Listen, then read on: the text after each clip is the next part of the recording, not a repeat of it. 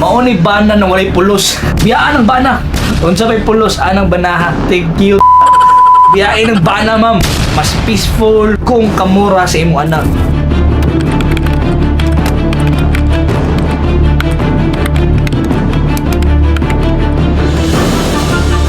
Hi mga boss, welcome today sa tuang vlog. So today is Tuesday and karong adlaw I just wanna it's different, no? Gusto na ko magstorya ta karon. No, walay vlog. To be honest, kapoy edit. Okay, so karon istorya na to aron ang apoy gusto pud ng mga session na gusto na ako istoryahan. Gusto na ako istoryahan ang mga post pod na asa ko ang The Bisaya Freelancer kay mga Bisaya may dire. So baguhan pa rin ka sa channel dire. My name is Boss Jake TV. I'm the founder and coach sa The Bisaya Freelancers. You can follow our Facebook page. Napog ko isa ka page sa Homebase Connect. You can follow din sa Homebase Connect. Gusto na ko mga pod basahon, tagaan akong pansin ang mga comment na gipang comment dire for na pila naka times, no. Naka-comment dire about sa ilang mga kapod, mga istorya about sa The Bisaya Freelancers na akong i-post lately nga nag-trending atong mga times. Ako tong balikan duwa picture ko nalingaw jud ko sa ilang ibang post ito. Actually nakita na ko ni nga post sa unsa to nga Facebook page, group siya sa VA Davao, no. Shout out day sa VA Davao, daghang kitay matundan diha. Wala ko kay sa kids founder diya, kung ikaw founder na boss. Congratulations din doon kay imong community na imong gibuhat. So, muna atong content for today. Let's go!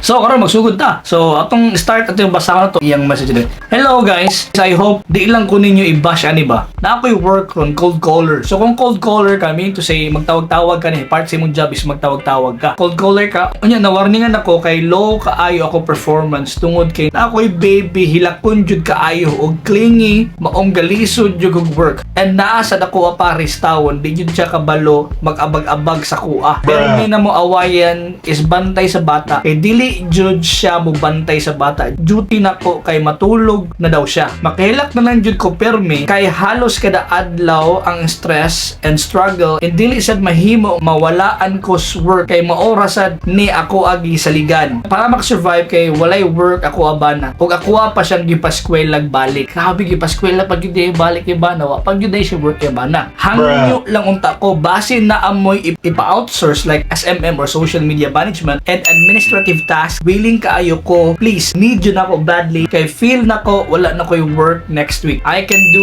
SMM, editing videos, images, and create digital products. Basic lang kayo bago pasad ko nagasugod ani. I hope dili ko nyo i-bash ha. Salamat. So sa atong letter sender dili siya letter sender. Pagkabasa na ko ani nakaingon jud ko grabe ka struggle and nakaingon jud ko sa sarili kong hiring pa lang jud ko ako jud siya ni hire kaya lang wala ko hiring. So nag-post ko ani ko kamo ani guys asa inyo pilion biyaan ang work or biyaan ninyo ang bana. So mo ni akong gi-post. Actually nag-post ko ani sa iya ha. Ang akong comment ani nag-post ko about something sa iya nga ako lang siya pasahon later ha pero basta naka-post ko something ani niya. No, karon atong basahon ang iyang mga comments na adri karon. Naka-receive ko 167 na reaction. Okay, 167 reaction. Tapos naa siya 22 angry, 3 laughs, 5 cares, 33 na like og 101 na sad na emotion, no, sad na reaction. Okay, so naa siya naka-receive ko og more than 230 comments. Daghan kay siya comments kay. So atong basa-basahon diri sa isa diri unsay mo comments diri. Dili to basahon tanan. Pero para sa inyo, unsa inyong buhaton? No, ay question da para sa inyo, unsay buhaton ninyo? Pwede mo mag-comment din sa comment section below. Ato pong mabasa no, katanaw mo ni or whatever, di ba? Ako first, dili ako basahon ang ilahang mga names kay para privacy pod. Muna yung mga comment da. May pag may stress ka sa imong trabaho, naa kay paubuton sweldo. Kaysa ma-stress kasi imong bana nga ikaw pay gabuhi ma'am tatabangi tawon imong sarili ma'am pagunahuna og lalom kung kailangan ba jud i-give up. So then isa suggest ka kailangan ba i-give up niya yung bana or something like that. So what can you say about that? Number 2, mauni bana nang walay pulos tuga-tuga panganak dili ka balo mo tabang ilis di ang laki nganong mag-antos man ka sa tao nga walay hinungdan baga ra kayo siya og naong iuli na siyang inahan kay kana imuha gigasto pa eskwela siya gikuha pa nimo og yaya bawasan jud ang stress next nimo. So kani nga comment na siya 15 kabuk reaction po.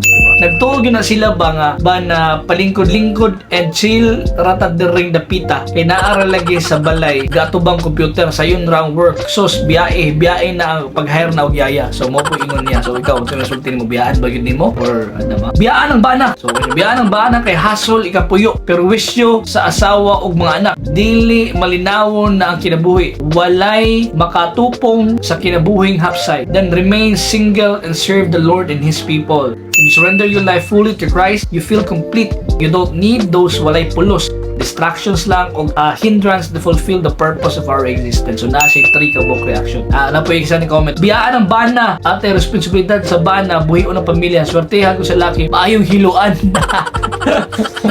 Grabe, hiluan na ganyan. Mao yun yung sakit sa ubang laki ba, basta mahimong VA ang asawa, magtinapulan, nagsamot. Di na gani halos mulihok sulod sa balay. Ug storyahon nimo mo pa'y masuko. Malain, kailangan pa awayon ug ma-realize ug pasagdan nimo, ikaw ra jud mamatay sayo sa konsumisyon. A big no jud sa mga klaseng mga bana or partner. Kani si Ray, di na kusulti ni. Kani siya murag inaani siguro yung bana.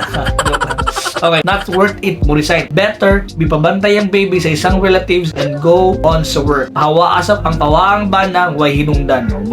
Another lalaki na igo lang tig-donate sa I'm not saying all. Basta way pulos ang bana, bulagi. O na harang sa blessing sa tinuod lang ta. So muna ko po niya. Napaisa din. Akong tambag, buwagi isa na mas aliwalas pang imong nauna. Pangitag yaya, makaambag nimo. Total na aman kay work. Ang paekskwelaha o buhi anang imuang way pos nga bana mo isweldos nimo sa imong yaya nimo. That way na makafocus ka sa work, di mo bahalag dungag pa kay client. So mo po na ingon niya. Napali comment ikabaga og nawong anang imong bana sis. Biyain na oy, may pay ka nang gipaskwela nimo sa imong bana, kuha nimo gyaya kay di maka ma-stress at maka-focus pa kay tarong sa imong. Tiglan kini comment diri nga biyaan og bana. Ikaw, kung ikaw mo advice ani biyaan og ba nimo imong bana? Hiluoy ang bana oy, grabe na pud ni Carson. Sayang ra ka pag eskwela, di ka balo mo tabang buot hunaon yang responsibilidad. Dapat siya man trabaho unya since wa man siya trabaho, bation ti kaulaw mo ambag unta bantay og bata og lihokon sa balay. Ayaw jud dungagi inyong anak ay magkwentas jud kag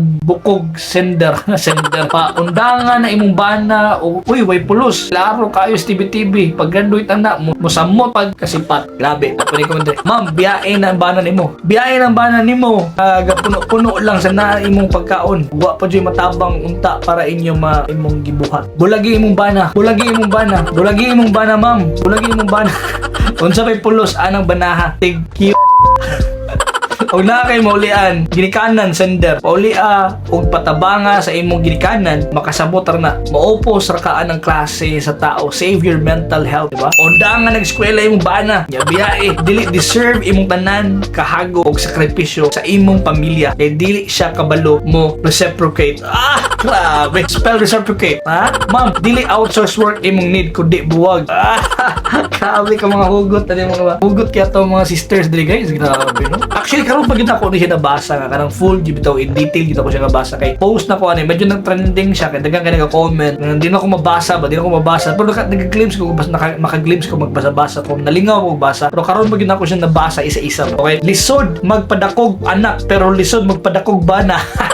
So which is actually true, right? Biyain ng bana ma'am, mas peaceful kung kamura sa imong anak. Mas peaceful dili kung kamura sa imong anak. Naakay income ma'am, pangitag kasaligan nga mutambay sa baby. Sagdi na imong banang way pulos. Nagirahan ko sa comment na siya. So kung ako bay bana ni, i-check yun ako siya time to time. Like you need water, kasi gusto nimo snack. Naakay gusto sudan lutuan ti ka. Oh, di ba? Kung siya daw himong bana. As of now, kanilang yun ako maambag karon. Pamana siya. Kung asawa ni ang nangita or ga-provide, ikaw bana mo mabuhay sa house chores. May gani dili ako bana ni. May gani dili ko ang bana ni bro. Pulihan ang bana. Nakabalo mo, di mo timbang. Wa na'y pulos. Ika nakaklase sa tao. Dawat limpyo daw. Uy, ayaw ang bana. Maupay mo trabaho. Di pag tabang. Isulod na sa sako. Way kwenta. Biyaan ang bana. Tayon ra kayo isulti bitaw. Ayaw pag-anto sa bana. Ambiyoy ang bana. Pulihig na ay pulos. Biyaan ang bana. Kaway pulos. Biyaan ang bana ma'am. Ilisig afam ang bana.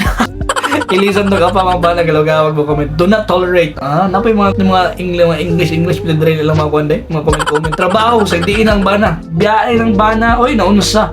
Pag gani trabaho, unya di pa mo tabang sa bata. Kada kapslak. Dapat paundangon nimo imong bana, ma'am. Wa man day na itaba. Hiluoy imong bana, ma'am. Kasabukan na hiluan ng bana. Comment laina ani sa botoy lisod kaayo ni work ba kay di maka-demotivate sad. Laban lang, pauli na lang sa imong parents day. Mutabang pa na sila nimo. Mura na noong kag na ay duha ka anak. So kani nagnanahan ko siya comment niya no. So ingon siya nga bro na iyang gibutang iyang shoes ani sa babae ba, which is mas nakarelate siya, which is actually good no. Kaya nakita gid niya, uy kuya wag diri niya. So daghan kaayo mga comments dre, and I really appreciate sa mga tao nga nag-comment dere, nag-take time and effort na nag-comment dere. And nakita na ko nga grabe gid ilang pag-comment dere. Na-feel na ko kasi karon nag-comment dere majority dere mga mommies, which is na feeling na ko nakarelate sila sa ilang gipambuhat, and which is true. And nakita gyud nako na unsa gyud ka importante. So di na lang ko manugbasa tanan kay grabe kataas ang comments dere. If you wanna check out this post niya, daghang mga comments dere, you can go to this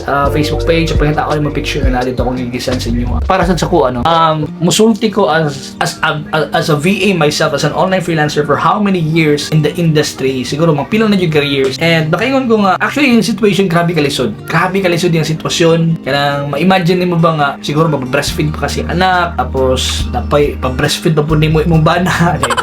Napay bana nimo samok-samok, di ba? So ang ako lang jud masultian na is ano yun siya, kanang for me kung nakasal na mo, I think dili ko siguro mo advice og pabulag for now kay dapat mag-waste. Tama tong gipaingon nila sa comments nila nga you can hire a nanny, or maybe magpatabang ka sa parents ninyo no, mo tabang sa inyo pag-atiman sa bata, then unahon nimo ang possible pa na pwede mabuhat ninyo in order for your relationship to work out pa. Wala ka balo basig matabo ra gyapon na siya puhon, pero grabe na jud kaayo no. It's your decision no, wala ko mabuhat, is your life man. For me siguro tama tong giingon nila na you can hire someone na magtabang sa imo. Let's say for example, pwede ka mag-hire ghost VA, di ba? Ghost VA kay kana bitang murag mutabang sa imo niya, and suldoan nimo mga parente ba nimo karon pag umangkon. Example, you're earning like let's say for example $3 per hour. So $3 per hour times 8 hours. So, let's say for example 8 hours ka work per day. So dako gid mo manet. So kanang 300 buta na to.